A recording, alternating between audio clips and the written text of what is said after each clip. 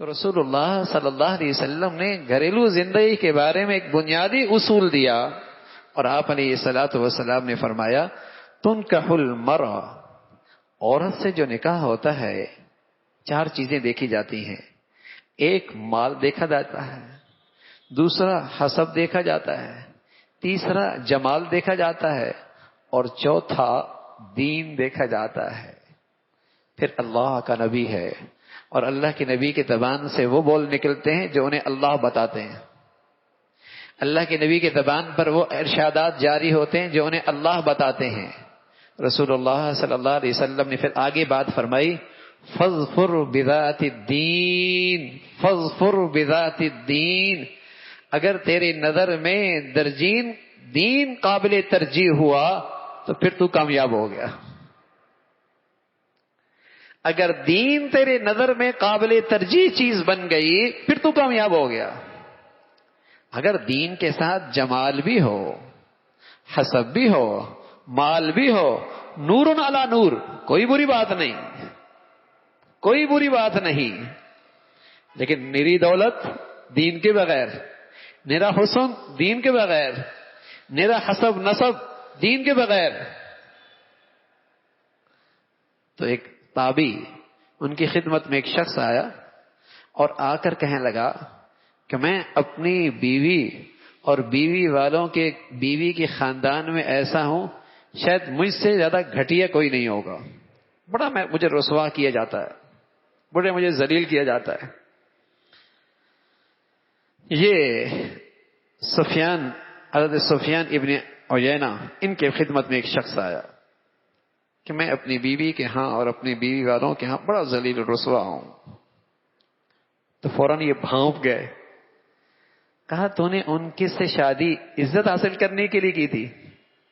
کہا بڑے شان و شوکت والے تھے۔ میں نے کہا کمزور آدمی ہوں، کمزور گھرانہ ہے، تعلقات بڑے ہو جائیں گے، بڑے تعلقات بن جائیں گے۔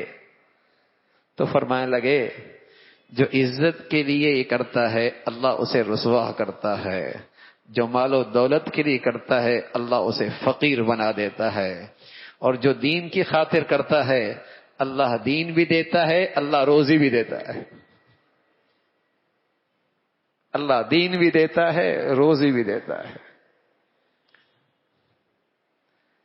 تو اس ازواجی زندگی کی خوبصورتی، اس عمارت کی بنیاد کس پہ کھڑی ہے؟ کیا ترجیح کیا تھی؟ چلو اب تو شادی ہو گئی، تو میاں شادی کے بعد بھی تو پہلی ترجیح دینداری بنائی جائے۔ جب تک وہ مرد کچھ بھی کرتا رہے عورت کو بھی فکر نہیں ہوتی، لیکن جہاں معاملہ اس کی ذات کا آتا ہے اب اسے پریشانی شروع ہو جاتی ہے۔ تو میاں پہلے اس کی دینداری کی فکر کیوں نہیں کی؟ وہ عورت کچھ بھی کرتی رہے، جب معاملہ اس شوہر کی عزت کا آ جاتا ہے اب اسے فکر ہوتی، ارے میاں پہلے اس کی دینداری کی فکر کیوں نہیں کی؟ پہلے اس کی دینداری کی فکر کیوں نہیں کی؟ اس لیے کہ اللہ کا پیغمبر کہہ رہے دین کے بغیر گھریلو زندگی نہیں کامیاب ہو سکتی۔ ڈگریوں سے تھوڑی گھر بنتے ہیں بھائی، پیسوں سے تھوڑی گھر بنتے ہیں، دولت سے تھوڑی گھر بنتے ہیں، اسٹیٹس سے تھوڑی گھر بنتے ہیں، فرنیچر اور اچھے ٹائلوں سے اور اچھی آمدنیوں سے تھوڑی گھر بنتے ہیں۔ اگر اس سے گھر بنتے تو آج مغرب کے ہر دوسری عورت کو طلاق نہ ہوتی، ہر دوسری عورت کو طلاق نہ ہوتی، اور اونچے اور خوشحال گھرانوں میں طلاق اور خلا کی آواز نہ آتی۔ کبھی عدالتوں کا رخ ہو، سنیے ذرا کسی وکیل سے بتائے گا کہ 99% کیسز عدالتوں میں طلاق اور خلا کے ہیں، 99%۔ کس طرف ہمارا معاشرہ جا رہا، کس بربادی اور ہلاکت کی طرف۔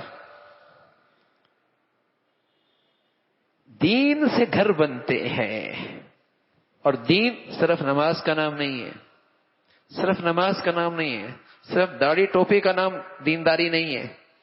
دین نام ہے، خلوت ہے، تنہائی ہے، تاریکی ہے، قانون کے رس سے دور ہے، دنیا کے نظروں سے اوجھل ہے، اللہ کا خوف اسے دامن گیر ہے، کسی کا حق نہیں ضائع کرتا۔